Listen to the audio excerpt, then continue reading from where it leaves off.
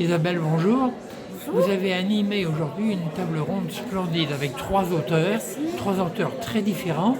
Oui. Comment vous préparez ces tables rondes?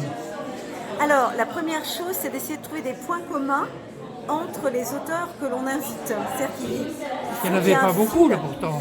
Ils étaient C'était très des choses différents. assez différentes, mais je crois que le vrai secret, c'est vraiment la lecture et la compréhension du texte.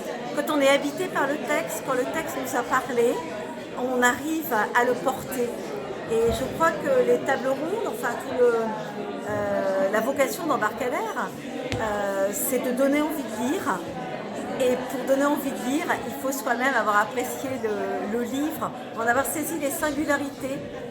Et je crois qu'il y a aussi une autre chose qui est importante, c'est d'arriver à favoriser le dialogue entre les auteurs, ce qui est arrivé aujourd'hui et lors des tables rondes. Alors ça, c'est un vrai bonheur quand les auteurs réussissent à créer du lien entre eux et à dialoguer. Il y en a même qui m'ont dit ça m'a donné envie d'écrire la suite ou d'écrire autre chose. Et là, on se dit on a vraiment réussi l'exercice.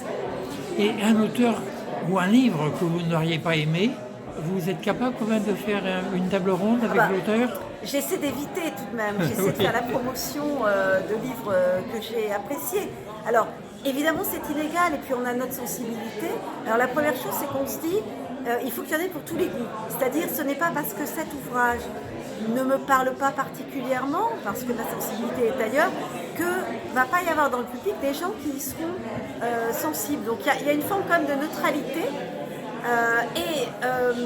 Et malgré tout, même dans un livre qu'on ne trouve pas forcément très bien écrit, je crois qu'il y a toujours quelque chose d'intéressant. Quand quelqu'un se met à sa table de travail et se dit je dois écrire pour les autres, pour porter témoignage de cette expérience ou de cette pensée, c'est la magie du livre. C'est-à-dire qu'il y a quelque chose qui se dit à nous. Voilà, et qu'on peut transmettre. Vous aimez lire, j'imagine. C'est un bonheur. C'est un bonheur et ça a été un bonheur de rencontrer, de faire se rencontrer tous ces auteurs. Et puis là c'est la partie émergée de l'iceberg, c'est-à-dire c'est les rencontres, c'est le bout de la chaîne. Mais il y a eu des rencontres qui ont eu lieu évidemment en off.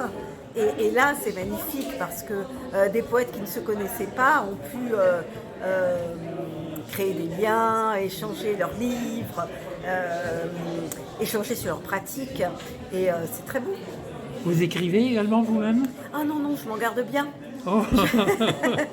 Non, je pense que je suis Ça une doit donner lectrice. envie d'écrire quand même, de Oui, fréquenter des évidemment, auteurs. évidemment, mais je pense que je suis surtout une lectrice passionnée et j'aime la transmission, j'aime le rapport avec le public, j'aime la parole fluide qui s'échange, j'aime créer de l'émotion. Merci beaucoup et puis bravo Merci à encore vous. pour cette table ronde et puis bonne chance pour la suivante. Et ça continue à Hénande pour la poésie, et aussi avec cette déambulation très belle qui est vraiment une expérience que je vous conseille. Vous pouvez la faire quand vous voulez puisque maintenant c'est accessible quand on veut dans l'année à venir. Vous trouvez le QR code sur le site d'Embarcadère, vous le flashez et vous êtes libre d'aller écouter les magnifiques textes de Christophe Mailly, là où il les a écrits. Merci beaucoup. Merci.